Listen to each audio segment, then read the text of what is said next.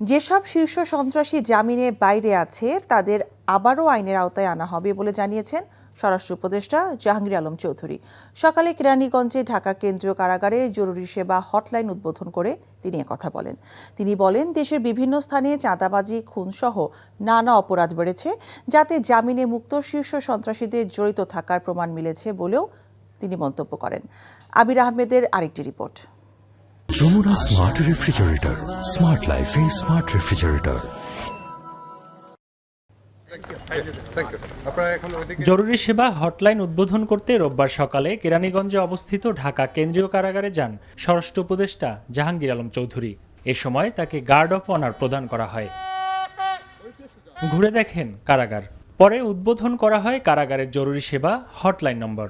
এখন থেকে এই সেবার মাধ্যমে ভোগান্তি ছাড়া বন্দীদের সাথে দেখা, ফোনে কথা বা খোঁজখবর নিতে হলে আগে থেকে যোগাযোগ করে সময় নিতে পারবেন স্বজনরা। আর এই সার্ভিসটিতে নিয়োগ দেওয়া হবে জুলাই আন্দোলনে আহত ব্যক্তিদের বলে জানান স্বরাষ্ট্র উপদেষ্টা। এই হটলাইনেও আমরা এই আমাদের যারা এই জুলাই অগাস্টের বিপ্লবে যারা আহত হয়েছে, আমরা তাদের থেকে এখানে এমপ্লয়মেন্ট দেওয়ার চেষ্টা করব। তাদের একটা কর্মসংস্থানের জন্য এখানে সুযোগ হয়, এটার ব্যবস্থা করব। এ সময় এক প্রশ্নের জবাবে জাহাঙ্গীর আলম চৌধুরী বলেন, শীর্ষ সন্ত্রাসীরা জামিনে মুক্তি পেয়ে আবারও নানা ধরনের অপরাধে জড়িয়ে পড়ছে, তাই অপরাধ নিয়ন্ত্রণে আবারও তাদের আইনের আওতায় আনা হবে। ছিনতাই, চাঁদাবাজি হচ্ছে এবং যারা করতেছে তারা ধরাও পড়তেছে, আবার ছাড়া পাওয়ার পরে আবার তারাও আবার এর ভিতরে করতেছে।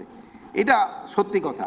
তা আমরা চেষ্টা করতেছি এটা যে যতভাবে হোক কমায় আনার জন্য। যেই ধরা পড়বে তারই আইনের আওতায় নিয়ে আনা হবে।